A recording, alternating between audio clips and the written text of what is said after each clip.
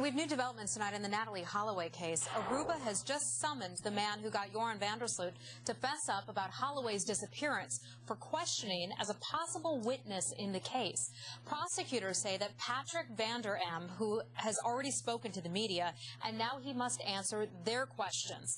If he doesn't comply, they're threatening to arrest him, but says he has no problem telling investigators what he already knows. Now, van der M has just reportedly signed a book deal to cash in some more on Joran's big mouth. It's reportedly due out in September and will be called Disposed.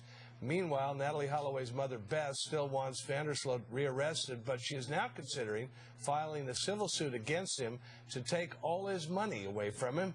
With us now for more on these developments is Fox's own at-large host, Geraldo Rivera. So, Geraldo, first of all, prosecutor wants to talk to this guy who essentially taped Joran. Why?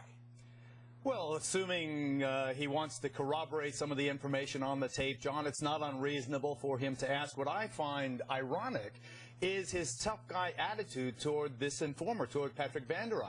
He's saying that if he doesn't voluntarily go forth, he's in Aruba right now, Patrick is, if he doesn't come to them and spill the beans, everything he knows, he could be arrested. So it's ironic that he is Aruba threatening to arrest the informant, and they won't arrest Joran van der Sloot. So to me, it's just another kind of little niche example of a corrupt judicial system, one that has made up its mind that it is not vigorously going to pursue this case. What about Natalie Holloway's mom? She's threatening to file a civil suit. Now, they've done that before here in the United States. The judge tossed it out.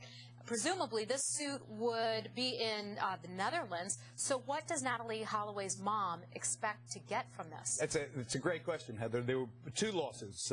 They sued the Calpo brothers in California. That lawsuit was dismissed. They sued Joran here in New York. That lawsuit was dismissed for basically the same reason. There is no jurisdiction. Neither New York nor Los Angeles had anything to do with Natalie's disappearance. It happened in Aruba. Now, I don't believe this story. This is a lawyer named Bram Moskowitz. He's kind of a TV flashy lawyer in Europe. He had someone call Beth, we think, and said, "You want us to pursue the lawsuit?"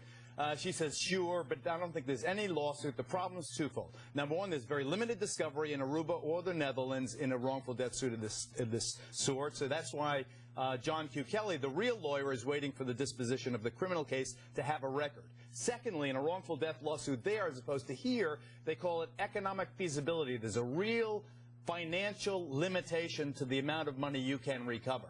The best hope is still that Joran gets busted, that corroborating evidence is found to corroborate that confession, and that he is rearrested. But it's a very, very difficult burden. They're saying they hope to find him guilty of committing an unlawful act.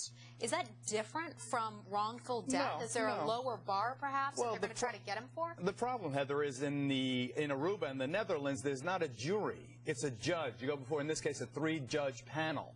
So there'd be no emotional value. You know, the judges would look askance. Remember, Paulus van der Sloot was a judge in Aruba. In fact, after he was arrested for 4 days, the son of a gun got $30,000 in damages from Aruba, which shows you the prejudice, I think, certainly the preference of the Aruban judiciary is toward the defendants, not the plaintiffs. Geraldo Rivera, at large. Don't miss the show. Geraldo, thanks very much. Thanks, Geraldo. Appreciate it.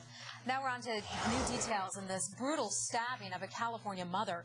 Police have now named a person of interest in the case, and it turns out that the man in question is actually a relative of the victim's husband. Authorities have questioned parolee and former gang member Joseph Orta in the fatal stabbing death of 22-year-old Eileen Orta. Now, it's unclear how he is related to the victim, the victim's husband, but he was apparently staying with the couple after he was released from prison. Orta's family found her dead body in a minivan after police told them to pick up the car because it was illegally parked near a courthouse. Also new tonight, we are learning that police are launching an investigation into the actions of the cop who first found the car but did not search it himself. John?